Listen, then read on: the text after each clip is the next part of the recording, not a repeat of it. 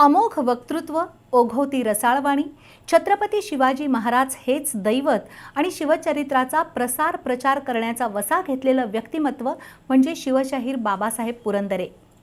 महाराष्ट्राच्या घराघरात शिवचरित्र पोहोचवून इतिहासाचा जाज्वल्य अभिमान चेतवण्याचं काम बाबासाहेब पुरंदरेंनी केलं। लेखन, पोवाडे, व्याख्यानं आणि जाणता राजा या महानाट्यातून छत्रपती शिवरायांचं व्यक्तिमत्व भव्य रंगमंचावर आणणारे बाबासाहेब पुरंदरे यांचं वयाच्या 100व्या वर्षी आज पहाटे पुण्यामध्ये निधन झालं। एका सिद्धहस्त, चतुरस्त्र आणि इतिहास वेड्या व्यक्तिमत्वाच्या निधनानं महाराष्ट्राच्या एका इतिहास पर्वाचा अस्त झालाय। पुरंदरे यांना कोल्हापूरबद्दल विशेष जिव्हाळा होता। कोल्हापूरच्या अनेक कलाकारांशी त्यांचे जवळचे संबंध होते। दिवंगत दिग्दर्शक माधवराव शिंदे यांच्या जन्मशताब्दीनिमित्त पुरंदरे यांनी कोल्हापूरबद्दल भावना व्यक्त केल्या होत्या। त्यांच्या आणि कोल्हापूरच्या ऋणानुबंधाबाबत बी न्यूजचं हे विशेष वृत्त। बळवंत मोरेश्वर पुरंदरे अर्थात शिवशाहीर बाबासाहेब पुरंदरे। इतिहासाचं प्रचंड वेड, सळसळता उत्साह, गडकोटांबद्दल आपुलकी आणि अख्खा महाराष्ट्र पायाखाली घालून इतिहासाचे संदर्भ गोळा करण्याची वृत्ती शिवशाहीर पुरंदरे यांच्या रक्तातच भिनली होती। स्वातंत्र्यवीर सावरकरांच्या प्रभावातून त्यांनी लहानपणापासूनच भाषणांना सुरुवात केली। शालेय अभ्यासक्रमात छत्रपती शिवाजी महाराजांच्या पराक्रमाचे धडे वाचल्यावर त्यांना इतिहास जाणून घेण्याचं वेड लागलं आणि या वेडातूनच पुरंदरेंनी राज्यभरातील गड किल्ल्यांची अनेकदा भ्रमंती केली। पुढे शिवचरित्र हेच त्यांच्या जीवनाचे ध्येय बनलं। राजा शिवछत्रपती या त्यांच्या पुस्तकानं तर लाखो जणांना भुरळ घातली। आजही त्या पुस्तकाची घरोघरी पारायणं होतात। ऐतिहासिक अभ्यासाच्या निमित्तानं त्यांचा कोल्हापूरशी संबंध आला। त्यातून कोल्हापुरातील अनेक अभ्यासक, कलावंत आणि दिग्दर्शकांशी त्यांची नाळ जुळली। त्यामुळेच आम्ही कोल्हापुरात केवळ पाऊल ठेवायला येत नाही तर डोकं ठेवायला येतो असं ते सांगायचे। कोल्हापुरामध्ये मला माझं ते बाहेरच आहे। कोल्हापूरचे अंबाबाईचं देऊळ आणि छत्रपती शाहू महाराजांचा राजवाडा म्हणजे आमची ठिकाण आहेत। एकदा एक जण माझ्यावरती रागावला। माधवराव बरोबर होते त्यावर,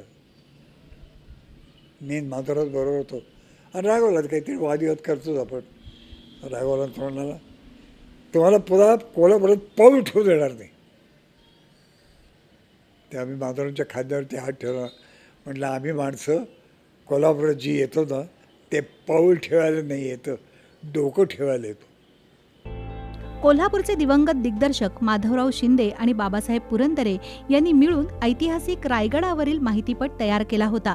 याशिवाय कोल्हापुरातील कलाकार मांढरे बंधू, भालजी पेंढारकर, सुलोचना यांच्याशीही त्यांचे निकटचे संबंध होते।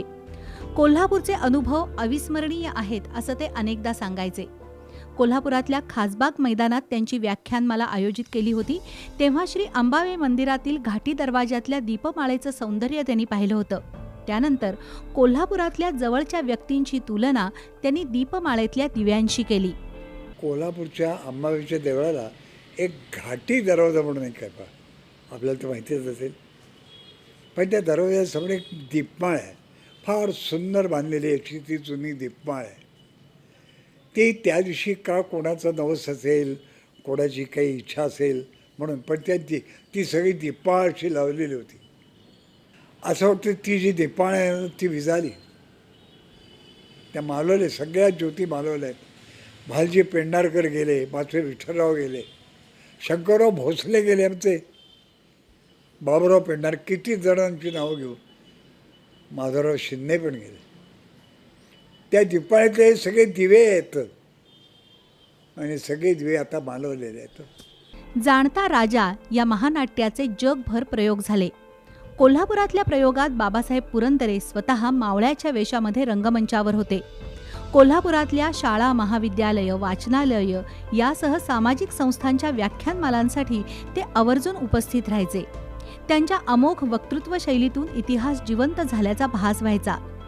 शिवाजी महाराजांची पन्हाळ्यावरून सुटका, लाल किल्ल्यात शाहिस्तेखानाची तोडलेली बोटं, अफजल खानाचा वध अशा अनेक घटना ते नाट्यमय पद्धतीनं डोळ्यासमोर उभे करायचे।